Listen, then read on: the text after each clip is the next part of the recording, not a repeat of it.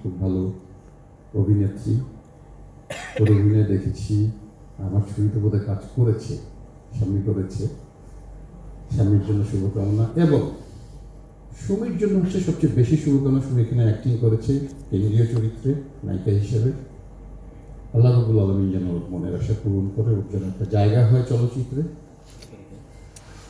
আরেকটা নতুন ছেলে, নতুন না, তাকে আমরা যখন তার সম্বন্ধে যতটুকু জানি আমি, কলকাতাতেও একটা সিনেমা করেছে এই ছবির হিরো, যে রাইমা সেনের সাথে, অনেক বড় আর্টিস্ট, মুনমুন সেনের মেয়ে, সুচিত্রা সেনের নাতি।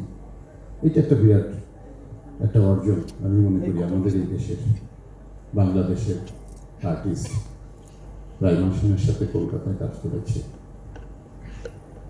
মাঝখানে আরেকটা কাজ করেছে, সেটা হচ্ছে যে আমাদের সম্ভবত আমাদের হচ্ছে যে এই মুহূর্তে মনে করছেন আরেকটা ছবি করছে, আর এই ছবিতে দেখলাম তাকে আমি। তো ওর জন্য আমি দোয়া চাচ্ছি সবার কাছে যে আপনারা সবাই ওর জন্য দোয়া করবেন, ওর জন্য একটা জায়গা হয়, কাজ করে যাচ্ছে। আর হচ্ছে যে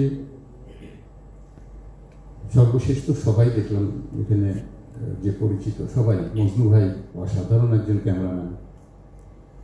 তারপরে শরীফ আছে আমাদের, যেখানে ইকবাল বসা, ইকবালের তো বান্দা হচ্ছে প্রোডাকশন ম্যানেজার শরীফ।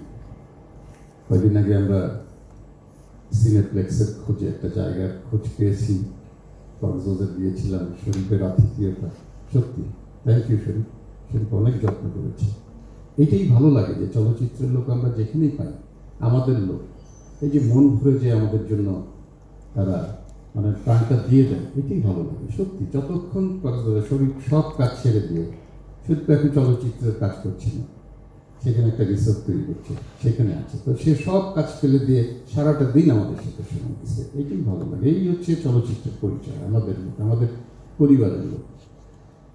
আর সবাই ছিল, আমরা দেখেছি ওই যে খুব ভালো মেকআপ করে, হ্যাঁ, তারপরে হচ্ছে যে কস্টিউম, সবাই তো পরিচিতই আমাদের, একদম যেটা অপু বলেছে যে একদম নিজেদের, মানে একেবারেই সত্যিকারের। আমি যেটা দেখলাম আমাদের আর্টিস্ট কলা কৌশলী যা আছে সবই আমাদের নিজেদের।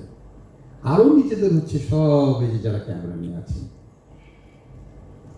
আমরা বলি যে এখন এই দুঃসময়ে আমাদের একমাত্র ভরসা কিন্তু এই ক্যামেরা আলাদা, যারা এই যে ক্যামেরা ঘাড়ে করে নিয়ে ঘুরে বেড়াচ্ছেন, আমাদের প্রচার করছেন, প্রচারণা করছেন।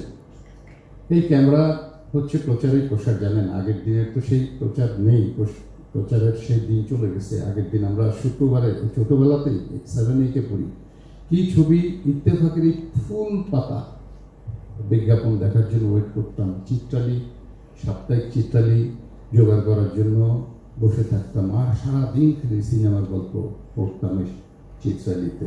এটা পাগলে ছিলাম এগুলোর জন্য, সত্যি কথা। তো এই